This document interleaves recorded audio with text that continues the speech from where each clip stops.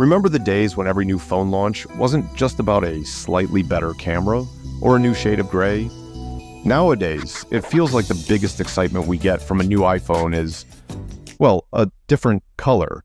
But back then, phones were more than just a screen in your pocket. They were fun and sometimes downright weird.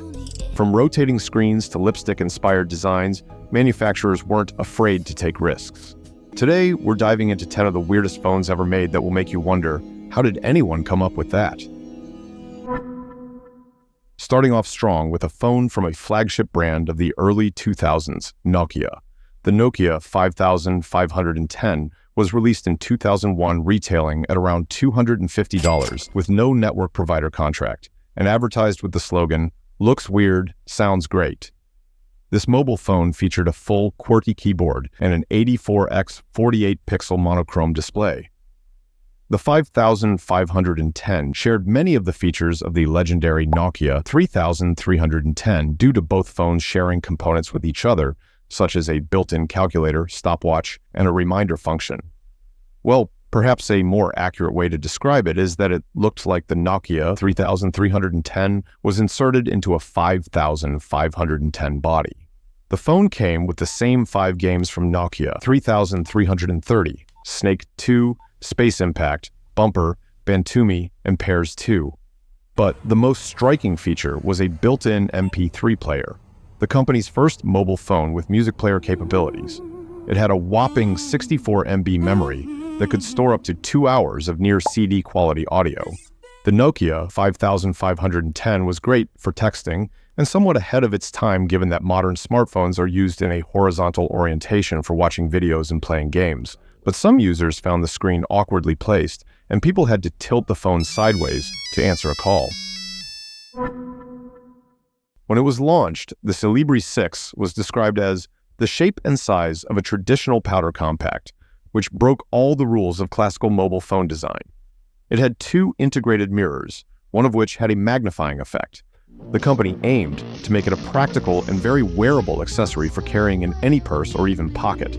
George Appling, the president of Xelibri, said that he envisioned a scenario where people will own many fashion accessory phones and wear the one that matches their mood, the occasion, or their attire. Therefore, the whole Xelibri line consisted of some interesting-looking phones aiming to be your next fashion accessory. But with every release, it seemed like Xelibri was one step behind technologically. The first collection launched with black and white screens just as the market was shifting to color screens. The second collection launched with color screens just as the market was moving to phones with integrated cameras. The project was ultimately abandoned in 2004 due to poor sales. The Haier P7, released in 2004, was shaped like a pen and marketed as a wearable, pocket-sized phone. Haier described it as a new and unique cell phone that was destined to create new trends and define new concepts. The company believed its elegant, innovative design made the small product unique and easy to use. But in fact, the minimal 0.6-inch display and small buttons were found impractical by users. The phone retailed at around $600 and in 2005 was included in the gift bag for Golden Globe Awards winners. This is incredible. When the Nokia 7280 was announced, it was like nothing anyone had seen before and was certainly the most exotic of the 3 devices Nokia announced in a fashion collection, which consisted of the Nokia 7260, Nokia 7270, and Nokia 7280. It was introduced at an event in Shanghai, and the collection of new products was described as inspired by the glamour and elegance of the lavish 1920s, which blended old world Art Deco styling with an edgy modern-day twist. The company called it a sleek and sexy device that offered a completely new mobile phone design, foregoing the traditional keypad for a discrete keyless dial. It was as much a work of art as an advanced piece of technology. Well, it may have been cool and technologically advanced, but texting with that small rotating wheel controller, let's say, was painful. Users had to scroll the rotating wheel backwards and forward through the alphabet to type the word they wanted. Nokia tried to make things easier with a predictive text capability that would display the 6 most likely words a user was trying to type, which, when it worked, made life a lot easier. The phone quickly got the nickname the lipstick phone, which was derived from the design. The exterior featured a black body with white stripes, but when you slid the device open, it exposed a red interior and camera. The small 2.1-inch tall and 1-inch wide screen doubled as a mirror when the display was off. It was priced at around $650. Released in 2004, the phone was perhaps one of the most innovative phones of the early 2000s.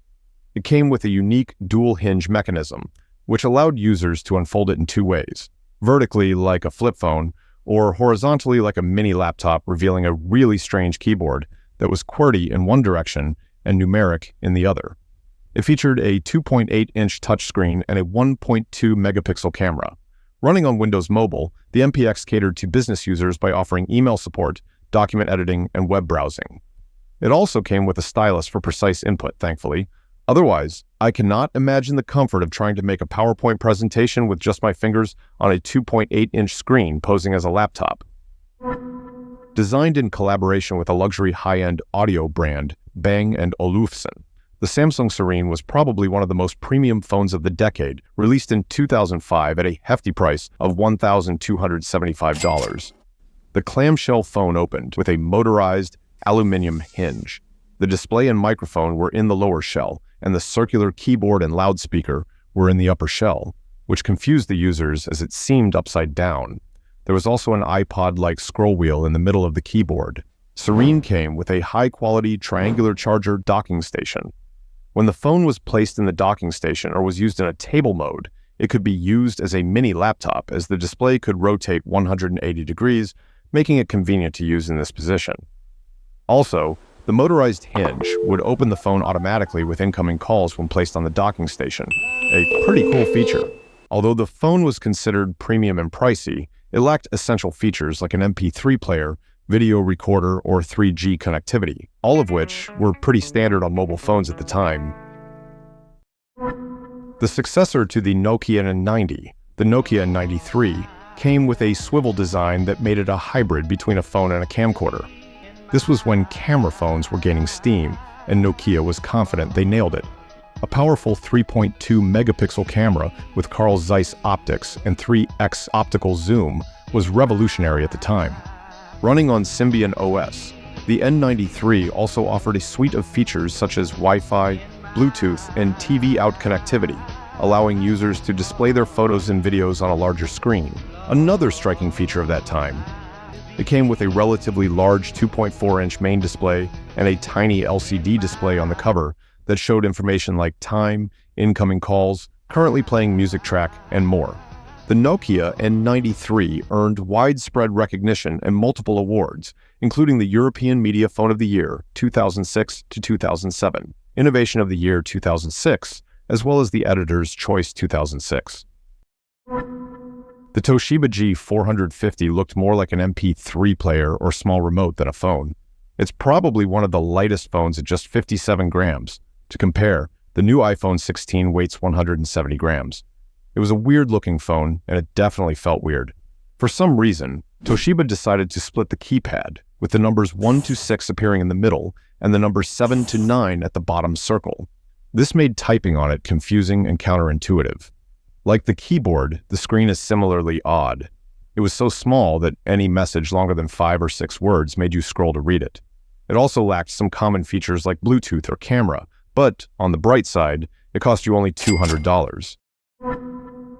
Now, this is a holy handset. Launched in 2009, the Golden Buddha phone was a luxury device designed by Chinavision. Crafted with gold plating and jade accents, phone retailed for around $1,350. Wholly expensive. It came with all the standard features and something special. Being a successful business person, life is tough and full of stress.